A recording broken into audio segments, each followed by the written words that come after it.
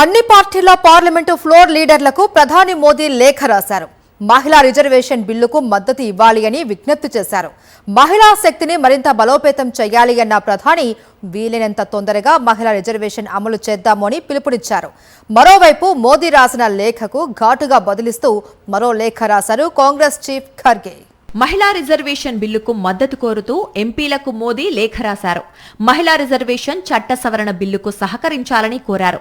వ్యక్తులు, పార్టీలకు అతీతంగా చట్టాన్ని నిజమైన స్ఫూర్తితో అమలు చేసేందుకు సమయం ఆసన్నమైందన్నారు ప్రధాని మోదీ. 140 కోట్ల భారతీయులు నారీ శక్తి సాధించిన విజయమని, ఈ చారిత్రక ఘట్టాన్ని ఆవిష్కరించేందుకు అంతా కలిసికట్టుగా ముందుకు వస్తారనే పూర్తి నమ్మకం తనకు ఉందని మోదీ ఆ లేఖలో ప్రస్తావించారు. 2029 లోక్సభ, అసెంబ్లీ ఎన్నికల నుంచి 33% మహిళా రిజర్వేషన్లను అమలు చేసేందుకు వీలుగా ఈ నెల 16 నుంచి 18 మధ్య జరిగే పార్లమెంటు సమావేశాల్లో నారీ శక్తి వందన్ అధినియంకు చేపట్టబోయే సవరణను ఎంపీలంతా ముక్త కంఠంతో ఆమోదించాలని ప్రధాని మోదీ పిలుపునిచ్చారు. తద్వారా మహిళలపై మనకున్న బాధ్యతలను నెరవేర్చి వారి రుణం తీర్చుకుందామన్నారు. మహిళా రిజర్వేషన్ చట్టం సవరణ బిల్లుల ఆమోదం కోసం పార్లమెంటు బడ్జెట్ సెషన్ను కేంద్ర ప్రభుత్వం 3 రోజుల పాటు పొడిగించింది.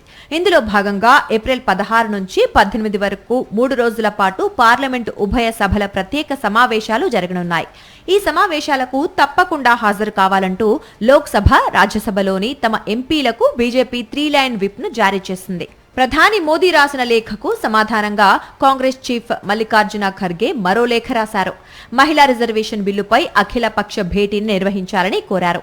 విపక్షాల అభిప్రాయాన్ని తీసుకోకుండానే పార్లమెంటు ప్రత్యేక సెషన్ను నిర్వహిస్తున్నారని ఖర్గే మండిపడ్డారు. చట్టాలలో ప్రభుత్వం చేయాలని భావిస్తోన్న సవరణలతో ముడిపడిన కీలక సమాచారమేది విపక్షాలకు తెలియజేయలేదన్నారు ఖర్గే.